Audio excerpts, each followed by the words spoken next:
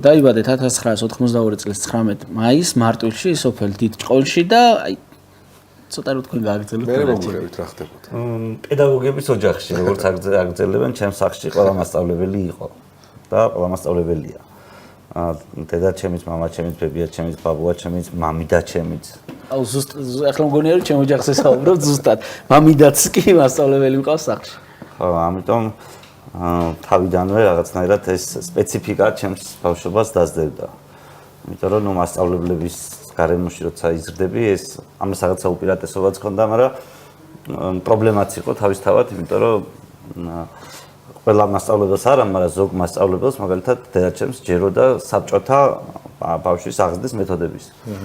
და მამაჩემს შედარებით ნაკლებად და ბაბუა ჩემს ალბათ ყველაზე ნაკლებად.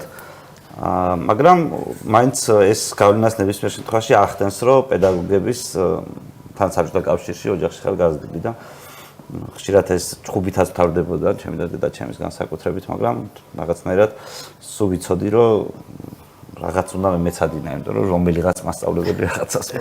მამა ჩემიც მასწავლებელია ქართულის და სადაც არ უნდა გრამე რო ფუჭდებოდა და უბრალოდ 1 კილომეტრში გამეო გოჩას ბიჭი იყო იქო და აი მოდიო და მე მამა ჩემი გამწერებული რას აკეთებ და რთულია ეგ ამბავი. ხო, მithumet სკოლაში ყველა რო გცნობს, რაღაცა შენგან უკვე მასწავლებლის ოჯახიდან რო ხარ, რაღაც ბევრს ელოდებიან, რომ მასწავლებლის შვილმა კარგად უნდა ისწავლოს, მოსწრებული ნიშნები უნდა კონდეს და ძალიან დიდი თამასაა, რომ ცოტა რთულია ბავშვისთვის. ხო, ნუ ყოველ შემთხვევაში ის რაღაც მაინც ამითი მისი განსხვავებული რეჟიმი მქონდა რა, რაღაცნაირად. სხვების მშობლები უკეთესად ეპრობოდნენ საკუთარ შვილებს, ამდენს არ თხოვდნენ. აუ, ერთხელ იყო გეოგრაფიის გაკვეთილი არ ვიცოდი და ბიჭიკო მყავდა ძალიან კაი კაცი. ნუ უთხრა მამა ჩემს რა თქმა უნდა.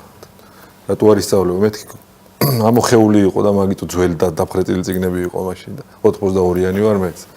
ხო და მიდი ამ მომიტანეო და ხო ვიცი რო არის ეხა არა ამოხეული. სანამ მივედიოთ ახამდე ამოხია, მაგრამ ხმა გაიგო ამოხევის და მაგრად მოვხვდა.